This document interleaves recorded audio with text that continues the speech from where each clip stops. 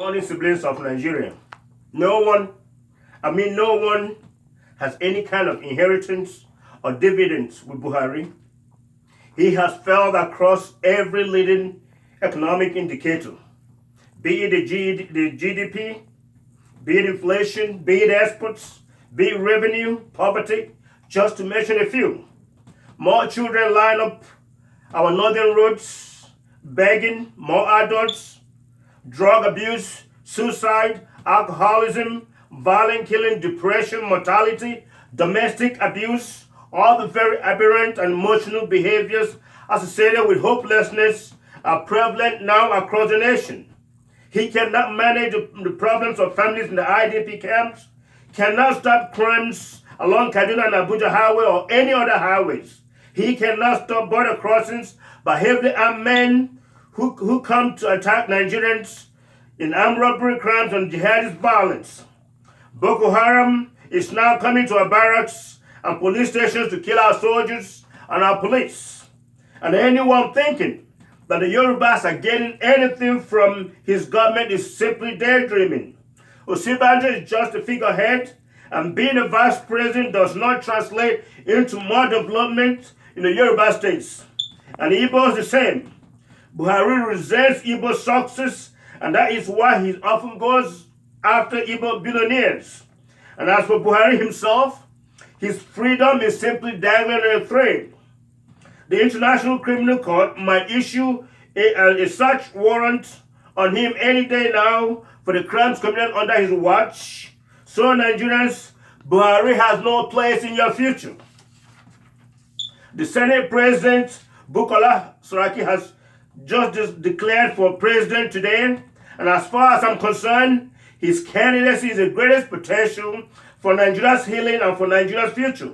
His victory at the polls would mark a clear and necessary departure from the fundamentalist policies of Buhari that have divided and caused so much bloodshed across Nigeria. Everywhere you go, everywhere you look, it seems that the whole nation is in constant crisis mode, all because of the disgusting and deliberate motives of an old radical. Saraki's government would reassure the international community that a decent Democrat is in power, and Nigeria has a chance of rebuilding its solid image and reducing poverty. This Buhari was well aware that the jihad had been declared against the people of Benue, against the people of Plateau, and in that region, but he complicitly dragged his old feet time and time again for these jihadists who were invited by the Nigerians Mieti Allah to conduct the killing spree.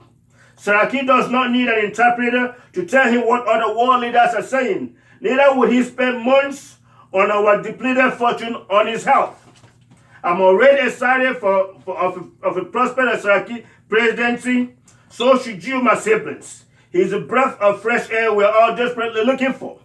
Buhari and his co-propagandists would be on an onslaught and fabricate all sorts of lies, and I want you all to understand that now and refuse to be sucked into these Buhari's dark machinations. How could a nation be so blessed with abundance of natural resources be classified as extreme poverty? How could a president tell a nation that he is above the law and really dishonor the Constitution and the laws of his own nation?